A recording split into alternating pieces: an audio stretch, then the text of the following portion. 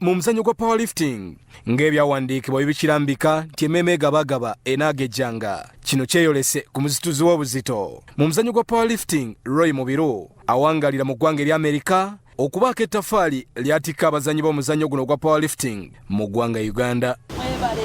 Mwebalire ddala mukulu Roy. Tubadde okwekuŋŋaanya n'okwekumbakumba okusobola okunoonya ebyokulya abazannyi baffe abamaze ebbanga mu lockdown okuba nga nabo bayita mu Uganda lya Ssekukkulu. Bigenze okubaawo nga bano beeteekera empaka eza RM Powerlifting Championship ez'okubeerawo mu gwokubiri gwa 2022 kw'ossa eza Africa Powerlifting Championship ezigenda okubeerawo mwezi ogw'omusanvu. Ate ye Roy Mubiru yeeteekereza Arnold Classic ezigenda okuyindira mu Columbus, Ohio mu ggwanga erya Amerika okuva ng'era ku mwezi 3 omwezi ogwokusatu 2022. Roy kati we twogera yasaze ku buzito ng'ava mu buzito bwa super heavy oba kilo ennyingi mwabadde azanyira okuva mu kilo 15, 15 naye nga ku mulundi guno mu mpaka za Arnold Classic agenda okuba yeetaba mu buzito oba heavy obutali bwa super heavy naye oba heavy oba kilo okutandikira ku kilo 15, 10. Roy Mubiru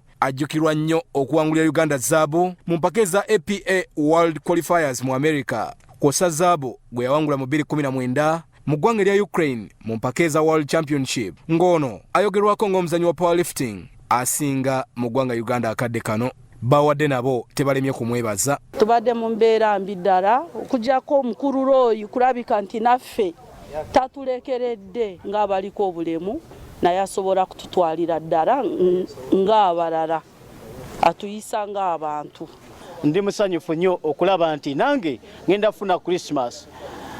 Nsobola nange okusanyuka, nsobola okubeera nga siisiddwa bubi kubanga nga omuzannyi wa powerlifting nakosebwa nnyo nga emigalo gyagalwawo, jimu zonna zaagalwawo n'emizannyo okubeera nga tetukompitinga mu nsi za njawulo. Abel Chitaka, Salt TV, Omunyo.